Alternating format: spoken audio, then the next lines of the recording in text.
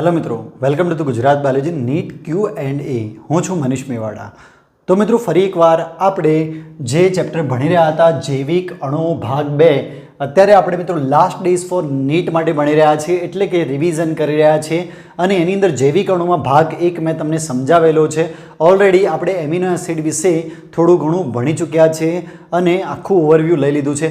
આજે મિત્રો આપણે પ્રોટીન વિશે, લિપિડ વિશે, કાર્બોદિત વિશે, ન્યુક્લિક એસિડ અને ઉત્સેચકો વિશે ડિટેલમાં અભ્યાસ કરીશું અને આ ચેપ્ટર આજે પૂર્ણ કરીશું. તો મિત્રો ફટાફટ કોન્સેપ્ટ સમજી લઈએ. નીટમાં કેટલું પૂછાય છે, મહત્વનું છે, કેવા પ્રકારનું પૂછાય છે, મહત્વનું છે, તો એ બધું જ એનાલિસિસ કરી અને ઇમ્પોર્ટન્ટ ટોપિક્સ, ઇમ્પોર્ટન્ટ ટર્મ્સ મેં અહીંયા લીધેલા છે, તો તમારે નોટ ડાઉન કરવાના છે. છેક સુધી વિડીયો જોજો, વચ્ચે ક્યાંય સ્કીપ ના કરતા. બધું જ ઇમ્પોર્ટન્ટ છે મિત્રો. કેટલુંક લખેલું છે, કેટલુંક હું બોલવાનું છું, જેટલું બોલું છું બધું જ લખી કાઢવા વિનંતી મિત્રો. તો આજે આપણે પ્રોટીન, લિપિડ, ઉત્સેચકો, ન્યુક્લિક એસિડ વિશે ડિટેલમાં અભ્યાસ કરવાના છે. કાર્બોદિત વિશે પણ અભ્યાસ કરવાના છે. તો સૌથી પહેલા પ્રોટીન વિશે વાત કરી તો પ્રોટીનના પ્રકાર અને રચના વિશે ફટાફટ સમજી લઈએ. તો પહેલા પ્રકારની વાત કરી દઈએ તો 3 પ્રકાર પડે છે. એક બંધારણના આધારે, રચનાના આધારે અને કાર્યના આધારે. રાઈટ. તો પહેલી વાત કરીએ બંધારણના આધારે. કેટલાક ઉદાહરણો યાદ રાખવા જરૂરી છે, વારંવાર નીટમાં પૂછાતા હોય છે અને પૂછાઈ ચૂક્યા છે મિત્રો.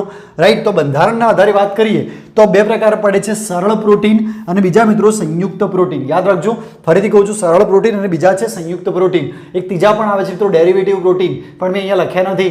રાઈટ. જે એકચ્યુઅલી કોઈ એનર્જેટિક મતલબ કે કોઈ પ્રક્રિયાથી, રાસાયણિક પ્રક્રિયાથી મેળવવામાં આવે છે, લાઈક ગરમીથી કોઈ મેળવવામાં આવતા હોય એવા પ્રોટીન, તો લાઈક ડેરિવેટિવ પ્રોટીન છે, એ પણ આપણે અહીંયા લખ્યા નથી, કોઈ ઇમ્પોર્ટન્ટ નથી, પણ મિત્રો મેં તમને કહી દીધું, કદાચ ક્યાંક પૂછાય તો. રાઈટ. તો એ સરળ પ્રોટીન યાદ રાખજો, મુખ્યત્વે સંયુક્ત પ્રોટીન. 2 પ્રકારના પ્રોટીન છે. સરળ પ્રોટીનના ઉદાહરણની વાત કરી દઈએ તો આલ્બ્યુમિન, ગ્લોબ્યુલિન, હિસ્ટોન, જે આર્જિનિન અને લાઇસિન એમિનો એસિડ ભરપૂર પ્રમાણમાં ધરાવે છે મિત્રો. વેરી મોસ્ટ આઈએમપી છે, યાદ રાખજો. હિસ્ટોન જે આર્જિનિન અને લાઇસિન પ્રોટીન મતલબ એમિનો એસિડ વધારે પ્રમાણમાં ધરાવે છે, ડીએનએમાં હોય છે મિત્રો, યાદ રાખજો. બીજું સ્ક્લેરોપ્રોટીન ફક્ત પ્રાણીમાં જ જોવા મળે છે, બહુ ઇમ્પોર્ટન્ટ છે. સ્ક્લેરોપ્રોટીન ફક્ત પ્રાણીમાં જ જોવા મળે છે. પ્રોલેમાઇન્સ યાદ રાખજો, પ્રોલેમાઇન્સ કહું છું મિત્રો, પ્રોલેમાઇન્સ ફક્ત વનસ્પતિમાં જ જોવા મળે છે, યાદ રાખજો, પ્રોલેમાઇન્સ. અને બીજું એવું જ છે મિત્રો, પ્રોટેમાઇન્સ, જેના અંદર આર્જિન રિચ પ્રોટીન છે, એટલે કે આર્જિનિન એમિનો એસિડ બહુ વધુ પ્રમાણમાં આવેલા છે મિત્રો, યાદ રાખજો. બીજું છે ગ્લુટેન્સ મિત્રો, ગ્લુટેન્સ ફક્ત વનસ્પતિમાં જોવા મળે છે. રાઈટ. તો આ 2 જે પ્રોલેમાઇન્સ અને ગ્લુટેન્સ છે ફક્ત વનસ્પતિમાં જોવા મળે છે. આર્જિનિન રિચ પ્રોટેમાઇન્સ છે અને આર્જિનિન અને લાઇસિન રિચ હિસ્ટોન છે મિત્રો, યાદ રાખજો. તો આ બધા પ્રોટીન થયા સરળ પ્રોટીન. સરળ પ્રોટીન એવા પ્રોટીન ફક્ત એમિનો એસિડના બનેલા હોય એવા મિત્રો પ્રોટીન કહેવાશે, સરળ પ્રોટીન કહેવાશે. રાઈટ. સંયુક્ત પ્રોટીનની વાત કરીએ તો એમિનો એસિડ સાથે બીજા કેટલાક મતલબ બિન પ્રોટીન ઘટકો જોડાયેલા હોય તો એવા પ્રોટીનને આપણે સંયુક્ત પ્રોટીન કહીશું, કોન્જ્યુગેટેડ પ્રોટીન કહીશું મિત્રો. આ સિમ્પલ પ્રોટીન છે અને આ કોન્જ્યુગેટેડ પ્રોટીન છે. રાઈટ. તો એના એક્ઝામ્પલની વાત કરી દઈએ. ફોસ્ફોપ્રોટીન જે એકચ્યુઅલી દૂધમાં, કિઝિનમાં જોવા મળે છે મિત્રો, યાદ રાખજો. આવા પ્રકારના પ્રોટીન સંયુક્ત પ્રોટીન, ફોસ્ફોપ્રોટીન જેને કહેવામાં આવશે. બીજું છે મિત્રો ગ્લાયકોપ્રોટીન, ક્રોમોપ્રોટીન. જેટલા ઇમ્પોર્ટન્ટ છે એટલા ટર્મ્સ મેં અહીંયા લખેલા છે મિત્રો. નીટ માટે બધું જ કરવાની જરૂર છે, અત્યારે રિવાઇઝ કરી રહ્યા છે, યાદ રાખજો. ક્રોમોપ્રોટીન, તો ક્રોમોપ્રોટીન મિત્રો હિમોગ્લોબિન, ફાઇટોક્રોમ અને સાઇટોક્રોમની અંદર જોવા મળે છે મિત્રો, યાદ રાખજો. ક્રોમોપ્રોટીન, હિમોગ્લોબિન, ફાઇટોક્રોમ અને સાઇટોક્રોમમાં જોવા મળે છે. ફ્લેવોપ્રોટીન ETC ચક્રમાં એટલે કે ઇલેક્ટ્રોન ટ્રાન્સપોર્ટ ચેઇનની અંદર મિત્રો શ્વસનમાં જોવા મળે છે. શ્વસનમાં કણાસૂત્રમાં જે પ્રોટીન આવેલા છે, રાઈટ, એ મિત્રો ફ્લેવોપ્રોટીન છે. ન્યુક્લિયોપ્રોટીન જે DNA અને RNA માં જોવા મળે છે મિત્રો, યાદ રાખજો. રાઈટ. ન્યુક્લિયોપ્રોટીનની સાથે મિક્સ હોય છે પ્રોટીન સાથે ન્યુક્લિક એસિડ, રાઈટ, એટલા માટે ન્યુક્લિયોપ્રોટીન કહેવામાં આવે છે. દાખલા તરીકે અને પછી મિત્રો બીજું છે લિપોપ્રોટીન, જે પટલીય રચનામાં ભાગ ભજવે છે, એટલે કે કોષ રસ્તાના બંધારણમાં અને બીજા બધા જે પટલો હોય છે અંગિકાઓના, એની અંદર મિત્રો લિપોપ્રોટીન પણ બહુ અગત્યના ભાગ ભજવે, જેના સાથે લિપિડ અને પ્રોટીન મિક્સ હોય છે. તો આ બધા કોન્જ્યુગેટેડ પ્રોટીન છે મિત્રો, એટલે કે અહીંયા સંયુક્ત પ્રોટીન આપણે કહીશું. તો બધા જ ટર્મ્સ યાદ રાખજો. બીજા મિત્રો પ્રકાર છે પ્રોટીનના રચનાના આધારે પ્રકાર, જેમાં તંતુમય, ગ્લોબ્યુલર પ્રોટીન અને મધ્યવર્તી પ્રોટીન. યાદ રાખજો. તંતુમય પ્રોટીનની વાત કરીએ તો રચનાકીય કાર્ય કરે છે, યાદ રાખજો. બીજું કોલેજન પ્રોટીન, યાદ રાખજો. માયોસિન અને કેરોટીન, આ 3 એક્ઝામ્પલ છે. તંતુમય પ્રોટીન છે, રચનાકીય કાર્યમાં વાત કરીએ, રચનાના આધારે પ્રકાર છે, રાઈટ. તો કોલેજન, માયોસિન અને કેરોટીન, આ ઉદાહરણ તમારે યાદ રાખવાના છે. બીજું ગ્લોબ્યુલર પ્રોટીન મિત્રો, ગ્લોબ્યુલર ગોળાકાર પ્રોટીન તે ઉત્સેચકો, એન્ટીબોડી અને કેટલાક હોર્મોન બનાવવા માટે ભાગ ભજવે છે. યાદ રાખો, ઉત્સેચકો, એન્ટીબોડી અને કેટલાક હોર્મોન બનાવવા ભાગ ભજવે. દાખલા તરીકે ઇન્સ્યુલિન એક પ્રકારનો હોર્મોન છે મિત્રો, રાઈટ. તો દાખલા તરીકે એક્ઝામ્પલ આપું છું, રાઈટ. તો ગ્લોબ્યુલર પ્રોટીન છે મિત્રો, એન્ટીબોડીઝની અંદર પણ આ ગ્લોબ્યુલર પ્રોટીન એ એન્ટીબોડીઝ પ્રકારના, મતલબ એન્ટીબોડી એ ગ્લોબ્યુલર પ્રકારના પ્રોટીન છે, રાઈટ. કેટલાક ઉત્સેચકો પણ છે મિત્રો, યાદ રાખજો. બીજું મધ્યવર્તી વાત કરીએ તો અદ્રવ્ય ફાઇબ્રિન, એને મધ્યવર્તી પ્રોટીન કહેવામાં આવશે. અદ્રવ્ય ફાઇબ્રિન જ્યારે જે મતલબ કે રુધિર ગંઠાવવામાં મહત્વનું છે મિત્રો, જ્યારે રુધિર ગંઠાય ત્યારે આ અદ્રાવ્ય ફાઇબ્રિન બહુ અગત્યનું છે. દાખલા તરીકે ફાઇબ્રિનોજન પ્રોટીન. તો ઉદાહરણ મિત્રો યાદ રાખવા છે, મધ્યવર્તીનું ઉદાહરણ છે ફાઇબ્રિનોજન, ગ્લોબ્યુલર, ઇન્સ્યુલિન. યાદ રાખજો, તંતુમયની અંદર કોલેજન, માયોસિન અને કેરોટીન. તો આ રચનાના આધારે પ્રકાર પાડ્યા. કાર્યના આધારેની વાત કરી દઈએ મિત્રો, કાર્યના આધારે પ્રોટીનના પ્રકાર, આપણે પ્રોટીનના પ્રકાર ભણી રહ્યા છીએ અત્યારે. તો રચનાકીય કાર્ય એટલે કે રચનાના મતલબ કે રચના બનાવવા માટે જે પ્રોટીન ભાગ ભજવતા હોય, દાખલા તરીકે કોલેજન છે, કેરેટીન છે, ઇલાસ્ટિન છે, વાયરસ ઉપર આવેલ કોડ પ્રોટીન છે, વાયરસ ઉપર જે પ્રોટીન આવે છે, કોડ પ્રોટીન ઉપરનું કવર પ્રોટીન, એ એની રચના બનાવે છે. એટલે રચનાના બંધારણ મતલબ રચના માટે જે મહત્વના છે, રાઈટ, એક એનું કાર્ય છે મિત્રો, મતલબ એનું કાર્ય છે. તો કાર્યના આધારે આપણે પ્રકાર બની છે. તો બધા એક્ઝામ્પલ યાદ રાખજો, કોલેજન, કેરોટીન, ઇલાસ્ટિન, વાયરલ ઉપર આવેલ કોડ પ્રોટીન. બીજું મિત્રો ઉત્સેચકીય કાર્ય કરતા હોય એવા દાખલા તરીકે ટ્રિપ્સિન છે, રિબિસ્કો છે, ગ્લુટામિન સિન્થેટીઝ. યાદ રાખજો, ટ્રિપ્સિન, રુબિસ્કો, ગ્લુટામિન સિન્થેટીઝ. તો આ બધા ઉત્સેચકીય કાર્ય કરે છે મિત્રો, યાદ રાખજો. અંતઃસ્ત્રાવ તરીકે કાર્ય કરતા હોય એવા જે પ્રોટીન છે ઇન્સ્યુલિન અને ગ્લુકાગોન. યાદ રાખજો, ઇન્સ્યુલિન અને ગ્લુકાગોન જે અંતઃસ્ત્રાવ તરીકે કામ કરે છે. શ્વસન રંજક તરીકે મિત્રો ગ્લોબ્યુલિન અને માયોગ્લોબિન. એવી જ રીતે મિત્રો વહનમાં સીરમ આલ્બ્યુમિન જે છે એ અલગ અલગ દ્રવ્યોનું વહન કરે છે. સીરમ આલ્બ્યુમિન પણ એક વહન તરીકે કામ કરે છે મિત્રો. રક્ષણાત્મક, એન્ટીબોડી, ફાઇબ્રિનોજન અને થ્રોમ્બિન. યાદ રાખજો, જે બોડીને હેલ્પ કરે છે, રક્ષણાત્મક કાર્ય કરે છે મિત્રો, એન્ટીબોડી, ફાઇબ્રિનોજન અને થ્રોમ્બિન. બીજું છે મિત્રો સંકોચન પ્રોટીન. સંકોચન માટેના જે પ્રોટીન માયોસિન અને એક્ટિન, આ સંકોચન માટેના પ્રોટીન છે. તો આ વાત થઈ મિત્રો બધા જ પ્રકારની, 3 પ્રકાર આપણે ભણ્યા, બંધારણના આધારે, રચનાના આધારે અને કાર્યના આધારે. એના સિવાય મિત્રો પ્રોટીનની રચનાની વાત કરીએ, સ્ટ્રક્ચરની વાત કરીએ તો 4 પ્રકારના સ્ટ્રક્ચર છે પ્રોટીનના: પ્રાઇમરી, સેકન્ડરી, ટર્શિયરી અને ક્વાટર્નરી. એટલે પ્રાથમિક, દ્વિતીય, તૃતીયક અને ચતુર્થક. પ્રાથમિક રચના છે સિમ્પલ એમિનો એસિડનો ક્રમ નક્કી કરે છે. સિમ્પલ કેવા પ્રકારના એમિનો એસિડ ગોઠવાય છે? લાઇનસર, રાઈટ, કોવેલેન્ટ પેપ્ટાઇડ બંધથી જોડાયેલા છે મિત્રો. અને પોલીપેપ્ટાઇડની એક સિંગલ ચેન બનાવે છે, જેની અંદર એક છેડો મિત્રો એમિનો સમૂહ અને એક છેડો કાર્બોક્સિલિક સમૂહ હોય છે. તો પ્રાથમિક રચનાની વાત કરીએ છીએ મિત્રો, યાદ રાખજો, આપણે સળંગ એમિનો એસિડ ગોઠવાયેલા હોય છે સહસંયોજક પેપ્ટાઇડ બંધથી, વચ્ચે પેપ્ટાઇડ બંધ હોય છે મિત્રો, યાદ રાખજો.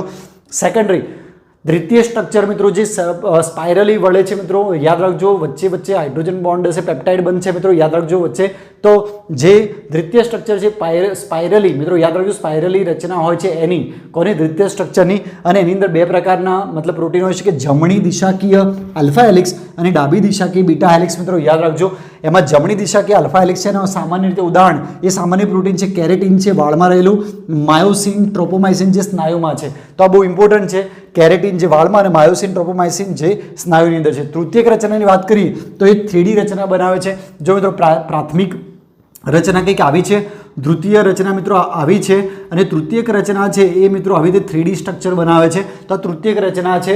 અને ચતુર્થક રચનાની વાત કરીએ તો 2 કરતાં વધારે પોલીપેપ્ટાઇડની શૃંખલા. આમાં મિત્રો જો એક જ પોલીપેપ્ટાઇડ શૃંખલા છે, પણ જો 2 કરતાં વધારે પોલીપેપ્ટાઇડની શૃંખલા જોઈન થાય, રાઈટ, તો એની ચતુર્થક રચના કહીશું. હિમોગ્લોબિનનું બેસ્ટ એક્ઝામ્પલ છે મિત્રો. હિમોગ્લોબિનની અંદર મિત્રો 4 પોલીપેપ્ટાઇડની ચેનલ છે, 2 આલ્ફા અને 2 બીટા. તો આ રીતે હિમોગ્લોબિન ચતુર્થક રચના બને છે મિત્રો, યાદ રાખજો. તો એ ચતુર્થક રચના છે પ્રોટીનની. તો 4 પ્રકાર તમારે યાદ રાખવાના છે: પ્રાથમિક, દ્વિતીય, તૃતીયક અને ચતુર્થક. તો અહીંયા મિત્રો આખું પ્રોટીન આપણે કમ્પ્લીટ કરીએ છીએ. હવે નેક્સ્ટ વાત કરીએ મિત્રો કાર્બોહાઈડ્રેટની. તો મિત્રો હવે આપણે જોઈએ કાર્બોદિત વિશે વાત કરીએ. લાસ્ટ ટાઈમ આપણે પ્રોટીન ભણી ચૂક્યા છીએ. હવે કાર્બોદિતની ડિટેલમાં સમજીએ મિત્રો. તો કુદરતી રીતે મળી આવતા કાર્બનિક પદાર્થો તરીકે અગત્યના છે કાર્બોદિત મિત્રો, યાદ રાખજો. જે કાર્બનિક પદાર્થો મળી આવે છે એની અંદર મિત્રો કાર્બોદિતોની અંદર મિત્રો કાર્બનિક પદાર્થો જેને આપણે કહીએ છીએ બહુ અગત્યના છે કાર્બોદિતો મિત્રો. એનો જે એની અંદર મિત્રો જે કન્ટેન્ટ છે કાર્બન, હાઇડ્રોજન અને ઓક્સિજનનો સમાવેશ થાય છે. અને એનો રેશિયો બહુ ઇમ્પોર્ટન્ટ છે, 1:2:1 એનો રેશિયો હોય છે. તો પરીક્ષામાં યાદ રાખવા જેવું છે મિત્રો, 1:2:1 કાર્બોદિતનો જનરલી કાર્બન, હાઇડ્રોજન અને ઓક્સિજનનો રેશિયો કાર્બોદિતની અંદર હોય છે. તો પ્રાણીની અંદર સૌથી વધારે ગ્લુકોઝ અને વનસ્પતિમાં સૌથી વધારે સ્ટાર્ચ કાર્બોદિતો રહેલા છે. આ પણ યાદ રાખવા જેવી બાબત છે મિત્રો.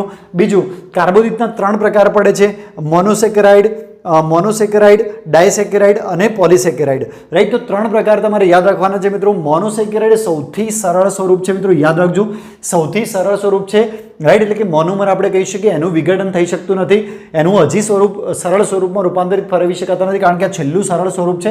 મોનોસેકેરાઇડ એક મોનોમર છે મિત્રો, યાદ રાખજો, રાઈટ. તો કાર્બનની સંખ્યાને આધારે મોનોસેકેરાઇડના પ્રકાર પાડવામાં આવે છે.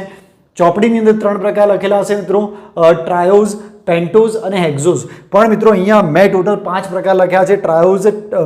ટ્રાયોઝ છે, ટેટ્રોઝ છે, પેન્ટોઝ છે, હેક્ઝોઝ છે અને હેપ્ટોન છે, રાઈટ. ટોટલ 5 પ્રકાર મેં અહીંયા લખ્યા છે અને એક્ઝામ્પલ યાદ રાખી દેજો મિત્રો. ટ્રાયોઝનું એક્ઝામ્પલ ગ્લિસરાલ્ડિહાઇડ અને હાઇડ્રોક્સી એસિટોન. એવી રીતે ટેટ્રોઝ, એની અંદર જો ટ્રાયોઝમાં મિત્રો 3 કાર્બન હશે, ટેટ્રોઝની અંદર 4 કાર્બન હશે. એરિથ્રોઝ અને ઇરિથ્રુલોઝ યાદ રાખજો મિત્રો, બહુ ઇમ્પોર્ટન્ટ છે.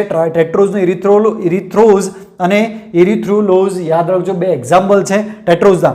પેન્ટોઝમાં 5 કાર્બન હશે, રિબોઝ, રિબ્યુલોઝ, ઝાઇલોઝ, ઝાઇલ્યુલોઝ અને એરેબિનોઝ મિત્રો, રાઈટ. તો આ 2 નવા એક્ઝામ્પલ છે, ચોપડીમાં કદાચ નહીં આપ્યા હોય, ઝાઇલ્યુલોઝ અને એરાબિનોઝ અને ઝાઇલોઝ, રાઈટ. આ પણ પેન્ટોઝના ઉદાહરણ છે.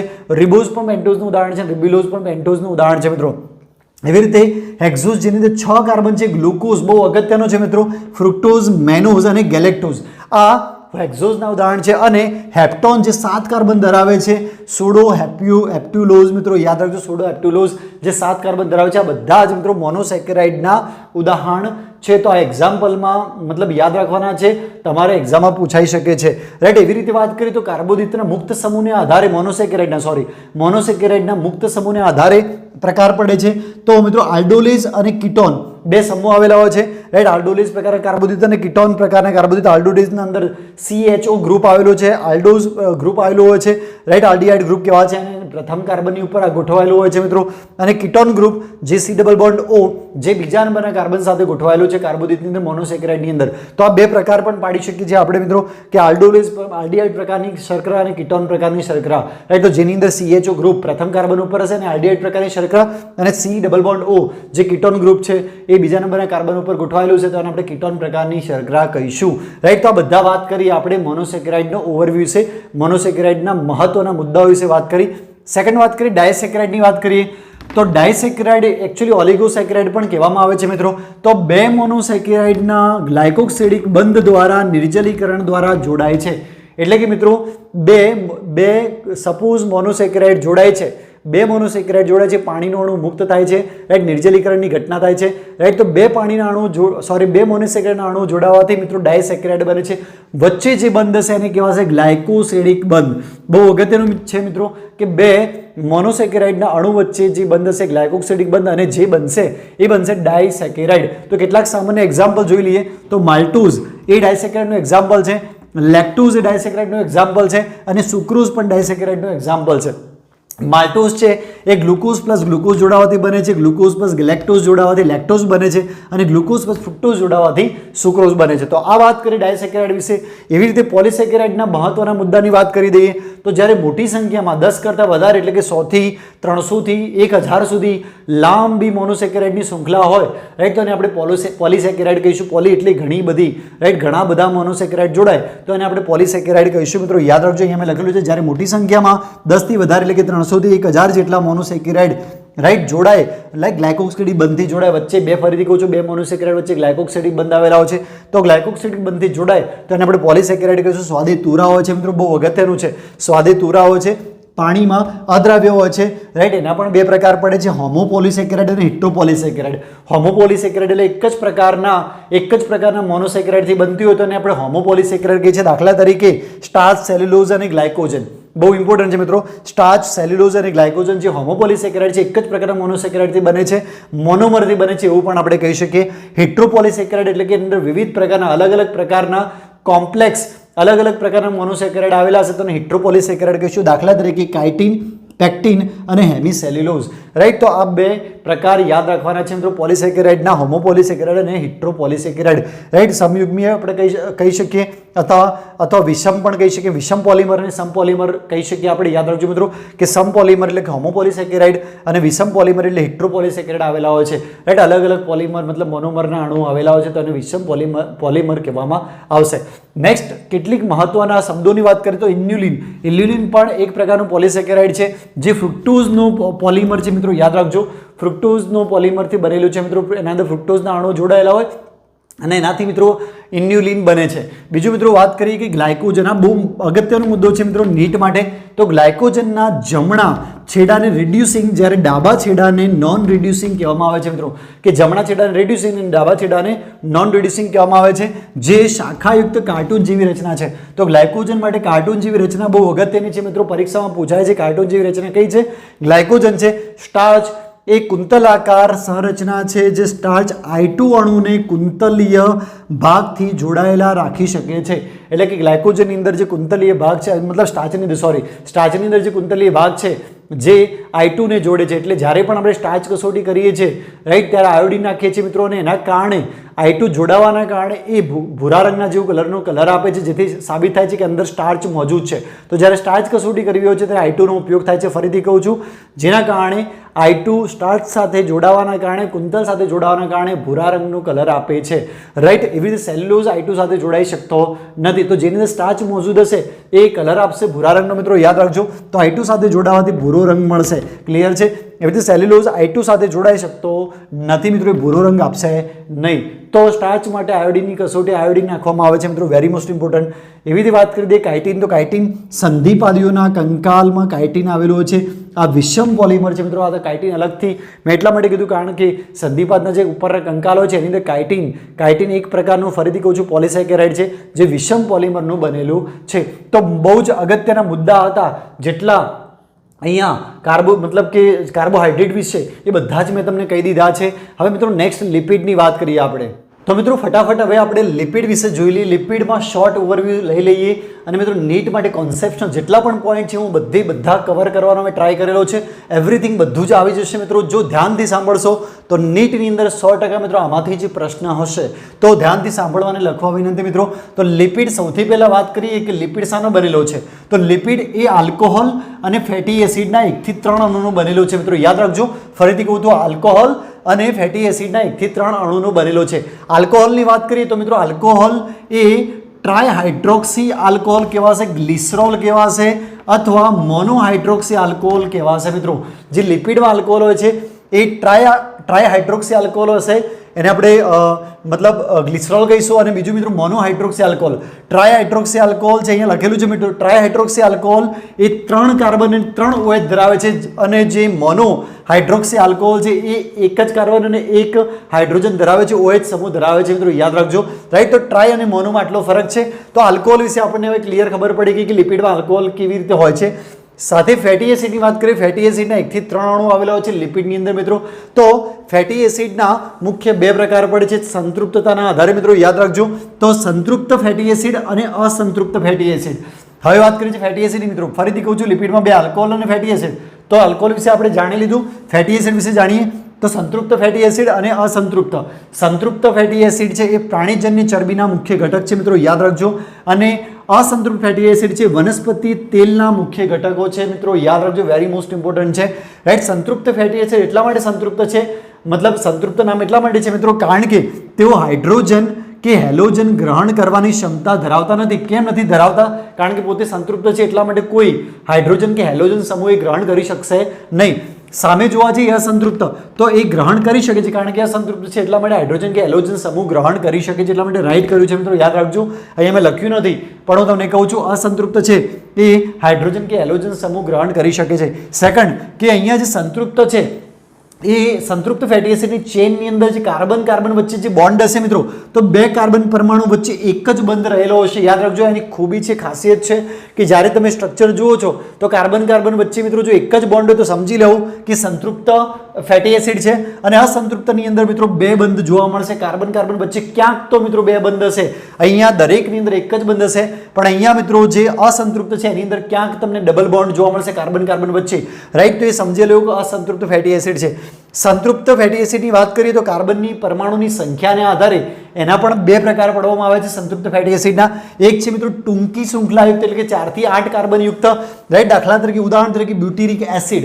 એક્ઝામ્પલ યાદ રાખવાનું મિત્રો, બ્યુટેરિક એસિડ. ફરીથી કહું છું, ફેટી એસિડના હાલ પ્રકાર બની છે સંતૃપ્ત અને અસંતૃપ્ત. સંતૃપ્તના કાર્બનની સંખ્યાને આધારે, કાર્બનની સંખ્યા કેટલી છે એના આધારે 2 પ્રકાર છે. કયા? તો એક ટૂંકી શૃંખલાયુક્ત અને એક લાંબી શૃંખલાયુક્ત. ટૂંકી શૃંખલાયુક્ત એટલે કે 4 થી 8 કાર્બન. આવું બધું મિત્રો ચોપડીમાં નથી આપ્યું, ધ્યાનથી સાંભળજો, બહુ ઇમ્પોર્ટન્ટ છે. 4 થી 8 કાર્બન. મિત્રો ઉદાહરણ તરીકે બ્યુટેરિક એસિડ. એવી રીતે લાંબી શૃંખલાયુક્ત મિત્રો 8 કાર્બનથી વધારે, યાદ રાખજો, 8 કાર્બનથી જો વધારે આવેલા હશે તો એને લાંબી કાર્બનયુક્ત શૃંખલા કહીશું. પામિટિક એસિડ અને સ્ટીયરિક એસિડ બાય એક્ઝામ્પલ યાદ રાખવાના છે. સેમ અસંતૃપ્તની વાત કરીએ, ફરીથી કહું છું, વાનસ્પતિક તેલમાં મતલબ મુખ્ય ઘટક છે, વાનસ્પતિક તેલનો મુખ્ય ઘટક છે. એમાં પણ સેમ કાર્બનની સંખ્યાના આધારે બે પ્રકાર પડે છે, ટૂંકી 4 થી 8 કાર્બન અને લાંબી 8 થી 8 કાર્બનથી વધારે. ટૂંકીનું ઉદાહરણ છે મિત્રો ક્રોટોનિક એસિડ અને લાંબીનું ઉદાહરણ છે મિત્રો ઓલિક એસિડ. તો એક્ઝામ્પલ બહુ ઇમ્પોર્ટન્ટ છે, પરીક્ષાની અંદર પૂછાય છે. ટૂંકી શૃંખલાનું ઉદાહરણ છે ક્રોટોનિક એસિડ અને લાંબી શૃંખલાનું ઉદાહરણ છે મિત્રો ઓલિક એસિડ. તો આ વાત કરી મિત્રો કોની? ફેટી એસિડની વાત કરી, ફેટી એસિડના પ્રકારની. તો આઈ હોપ લિપિડનું સ્ટ્રક્ચર ક્લિયર થઈ ગયું છે કે લિપિડની અંદર કેવી રીતે સ્ટ્રક્ચર આવેલા હોય છે મિત્રો. બહુ જ મોસ્ટ ઇમ્પોર્ટન્ટ છે, રાઈટ. લિપિડની અંદર આલ્કોહોલ અને ફેટી એસિડ બે વસ્તુ મેં તમને ક્લિયર સમજાવી દીધી છે. વાત કરી દઈએ લિપિડના પ્રકારની મિત્રો. તો લિપિડના 3 પ્રકાર છે, સાદા લિપિડ, બીજું છે મિત્રો જટિલ લિપિડ અને ત્રીજું છે સ્ટેરોઇડ. તો યાદ રાખજો 3 પ્રકાર આપણે અહીંયા ભણી લઈએ એટલે આખું લિપિડ પૂરું થઈ જશે મિત્રો. ફરીથી કહું છું, સાદા લિપિડ, બીજું છે જટિલ લિપિડ અને ત્રીજું છે સ્ટેરોઇડ. તો સાદા લિપિડની વાત કરીએ તો સાદા લિપિડની અંદર મિત્રો 1 થી 3 ફેટી એસિડ પ્લસ 1 આલ્કોહોલ હશે, રાઈટ. ફરીથી કહું છું, 1 થી 3 ફેટી એસિડ પ્લસ 1 અણુ આલ્કોહોલનો આવેલો હશે, બહુ ઇમ્પોર્ટન્ટ છે. તો આ સાદા લિપિડના 2 પ્રકાર છે મિત્રો, મીણ અને મેદ એટલે કે ટ્રાઇગ્લિસરાલ્ડિહાઇડ. ફરીથી કહું છું, મીણ અને મેદ એટલે કે ટ્રાઇગ્લિસરાલ્ડિહાઇડ. મીણની વાત કરીએ તો મીણની અંદર મિત્રો 1 અણુ આલ્કોહોલનો હોય છે અને 1 અણુ લાંબી શૃંખલાયુક્ત સંતૃપ્ત ફેટી એસિડ હોય છે. વેરી મોસ્ટ ઇમ્પોર્ટન્ટ છે મિત્રો, યાદ રાખવું પડશે તમારે કે મીણની અંદર જનરલ જે મીણ આપણે જોઈએ છે, રાઈટ, મીણબત્તીનું મીણ, એની વાત કરું છું તો 1 અણુ આલ્કોહોલ પ્લસ 1 અણુ લાંબી શૃંખલાયુક્ત સંતૃપ્ત ફેટી એસિડ હોય છે મિત્રો, યાદ રાખજો. અને જે મધમાખીનું જે મીણ છે એની વાત કરીએ તો 1 અણુ પામિટિક એસિડ પ્લસ 1 અણુ એક્ઝોનિક આલ્કોહોલ હશે મિત્રો, યાદ રાખજો, એક્ઝોસોનિક આલ્કોહોલ હશે. ફરીથી કહું છું, જો મધમાખીના મીણની વાત કરીએ તો 1 અણુ પામિટિક એસિડ અને 1 અણુ એક્ઝોસોનિક મતલબ આલ્કોહોલ હશે મિત્રો. તો એ મધમાખીનું મીણનું સ્ટ્રક્ચર છે. તો આ મીણના તમને એક્ઝામ્પલ આપે બંને મિત્રો, યાદ રાખજો. પહેલામાં મીણનું સિમ્પલ સ્ટ્રક્ચરમાં 1 અણુ આલ્કોહોલ અને 1 અણુ લાંબી શૃંખલાયુક્ત સંતૃપ્ત ફેટી એસિડ. અને જો મધમાખીનું મીણ પૂછાય મિત્રો તો 1 અણુ પામિટિક એસિડ પ્લસ 1 અણુ એક્ઝોસોનિક આલ્કોહોલ જોવા મળશે. સેમ આ બાજુ આવી જઈએ મિત્રો, ટ્રાઇગ્લિસરાઇડની અંદર, મેદની અંદર આવી જઈએ તો મેદના અંદર 1 અણુ ગ્લિસરોલ, 1 અણુ ગ્લિસરોલનો આવેલો હશે મિત્રો, યાદ રાખજો. પ્લસ એની સાથે 3 અણુ ફેટી એસિડના જોડાયેલા હશે. અને આ 1 અણુ ગ્લિસરોલની સાથે 3 અણુ ફેટી એસિડના જે ગોઠવાયેલા હોય છે એસ્ટર બંધ વડે ગોઠવાયેલા હોય છે મિત્રો, યાદ રાખજો. બંને વચ્ચે એસ્ટર બંધ હશે, રાઈટ. ફરીથી કહું છું, એસ્ટરયુક્ત લિપિડ કેવા હશે યાદ રાખજો મિત્રો, બહુ ઇમ્પોર્ટન્ટ છે. ટ્રાઇગ્લિસરાઇડ તો એસ્ટર વચ્ચે એસ્ટર બંધ આવેલા હશે મિત્રો, જેમાંથી 3 પાણીના અણુ દૂર થાય છે, રાઈટ. ત્યારે આ બંધ બને છે મિત્રો. તો આઈ હોપ તમને ક્લિયર હશે સ્ટ્રક્ચર. 1 અણુ ગ્લિસરોલ પ્લસ આ એક ઓવરવ્યુ છે મિત્રો, તમને યાદ રાખવા માટે પુનરાવર્તન કરી રહ્યા છીએ આપણે. તો 1 અણુ ગ્લિસરોલ પ્લસ 3 અણુ ફેટી એસિડ વચ્ચે એસ્ટર બંધ. તો આ મેદ ટ્રાઇગ્લિસરાઇડના પણ મિત્રો 2 પ્રકાર પડે છે, ચરબી અને તેલ, રાઈટ. તો ચરબીની અંદર મિત્રો સંતૃપ્ત ફેટી એસિડ હોય છે, યાદ રાખજો. સંતૃપ્ત ફેટી એસિડ હોય છે સામાન્ય તાપમાને એ ઘન અવસ્થામાં હોય છે, દાખલા તરીકે માખણ, ઘી, પનીર અને ચીઝ. એવી રીતે તેલની વાત કરીએ તો અસંતૃપ્ત ફેટી એસિડ હોય છે, એની અંદર એ સામાન્ય તાપમાને પ્રવાહી અવસ્થામાં હોય છે, સિંગ તેલ, તલનું તેલ આપણે ઉદાહરણ તરીકે કહી શકીએ છીએ. તો આ વાત કરી મિત્રો તમને આ સાદા લિપિડની વાત કરી, સિમ્પલ લિપિડ. વાત કરી જટિલ લિપિડ. જટિલ લિપિડ એટલે એવા લિપિડ કે એની અંદર લિપિડ સિવાય બિન લિપિડ ભાગ પણ જોડાયેલો હોય, દાખલા તરીકે ગ્લાયકોલિપિડ જેના અંદર કાર્બોદિત જોડાયેલું છે, રાઈટ.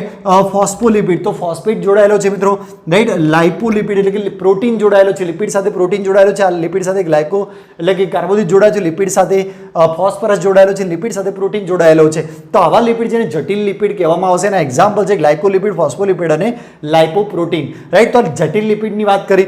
એવી રીતે સેમ મિત્રો સ્ટેરોઇડની વાત કરી દઈએ તો સ્ટેરોઇડની અંદર મિત્રો યાદ રાખજો ફેટી એસિડ હોતા નથી, રાઈટ. સ્ટેરોઇડ 3જા નંબરનું લિપિડ છે, રાઈટ. 3 પ્રકાર બની છે, સિમ્પલ, રાઈટ, એક બીજા કમ્પાઉન્ડ એટલે કે જટિલ લિપિડ, અને ત્રીજા છે મિત્રો સ્ટેરોઇડ. સ્ટેરોઇડની અંદર ફેટી એસિડ હોતા નથી, રાઈટ. તો જે સ્ટેરોઇડ છે એના સમૂહના આધારે મિત્રો 2 પ્રકાર પાડવામાં આવે છે, સ્ટેરોલ અને સ્ટેરોન. યાદ રાખજો મિત્રો, સ્ટેરોલ અને સ્ટેરોન બંનેમાં શું તફાવત છે?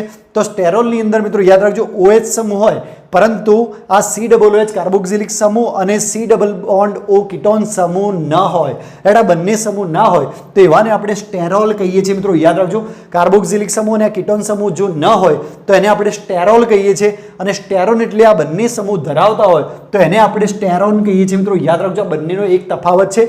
સ્ટેરોઇડના બે પ્રકાર છે. એના એક્ઝામ્પલની વાત કરી લઈએ તો સ્ટેરોલની વાત કરીએ તો કોલેસ્ટેરોલ જે રુધિરવાહિનીમાં આવેલા ઘન ચરબી છે મિત્રો. યાદ રાખજો. બીજું છે આર્ગોસ્ટેરોલ જે ગર્ભાશયના સ્નાયુમાં આવેલ ઘન ચરબી છે જે સરળ પ્રસૂતિ માટે જવાબદાર છે. તો આ બંને એક્ઝામ્પલ છે, વેરી મોસ્ટ ઇમ્પોર્ટન્ટ છે. સ્ટેરોનની વાત કરી લઈએ તો સ્ટેરોન એ મિત્રો બંને સમૂહ ધરાવે છે, કાર્બોક્સિલિક અને કીટોન. બીજું એના એક્ઝામ્પલની વાત કરીએ તો કાર્ટિઝોન છે, આલ્ડોસ્ટેરોન છે, ટેસ્ટોસ્ટેરોન છે, પ્રોજેસ્ટેરોન છે, ઘણા બધા ઇટ ઇઝ એક્ઝામ્પલ છે, રાઈટ. પણ આટલા મહત્વના એક્ઝામ્પલ છે. તો મિત્રો ઓવરઓલ આખું લિપિડ મેં મિત્રો તમને કવર કરી દીધું છે, ઓલમોસ્ટ બધું જ તમને કહી દીધું છે લિપિડ વિશે. તો મિત્રો આપણે એમિનો એસિડ ભણ્યા, પ્રોટીન ભણ્યા, આપણે લિપિડ પણ ભણ્યા. યાદ રાખજો મિત્રો કાર્બોદિત પણ આપણે ડિટેલમાં ભણ્યા છે.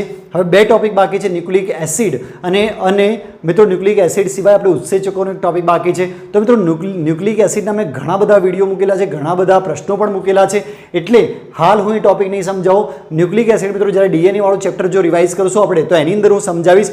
પણ મિત્રો ઉત્સેચકનો ટોપિક આ ચેપ્ટર માટે વેરી મોસ્ટ ઇમ્પોર્ટન્ટ છે, તો એનો અલગથી વિડીયો તમને બનાવીને આપવો પડશે મારે રિવિઝન. તો કાલે હું મિત્રો ઉત્સેચક વિશે આખો વિડીયો મૂકીશ, થોડો લાંબો હશે પણ મિત્રો ઉત્સેચક વેરી મોસ્ટ ઇમ્પોર્ટન્ટ છે. એમાંથી MCQ પૂછાઈ શકે છે નીટની અંદર, તો ઉત્સેચકનું ડિટેલમાં આપણે વિડીયો મૂકીશું. તો આ ચેપ્ટરના અંદર આટલા સુધી ક્લિયર રાખીએ છીએ. ઉત્સેચકોનો એક જ વિડીયો બાકી રહેશે જે કાલ પૂરો કરી દઈશ. મિત્રો જેટલા પણ દિવસો બાકી છે નીટના એટલા દિવસો હું ટ્રાય કરીશ કે વધારેમાં વધારે ચેપ્ટર કવર કરી શકું, રાઈટ. જે ઇમ્પોર્ટન્ટ ચેપ્ટર છે આપણે પહેલાં લઈશું મિત્રો, જે તમારા જાણ બહાર હશે, જે ઇમ્પોર્ટન્ટ હશે, જેના અંદરથી વધારે પૂછાતા હશે પ્રશ્નો, એ ચેપ્ટર હું વધારે લેવાનો ટ્રાય કરીશ. તો આઈ હોપ તમને મજા આવી ગઈ છે. નેક્સ્ટ વિડીયોની અંદર ફરીથી મળીશું. ત્યાં સુધી આવજો મિત્રો. Thank you so much.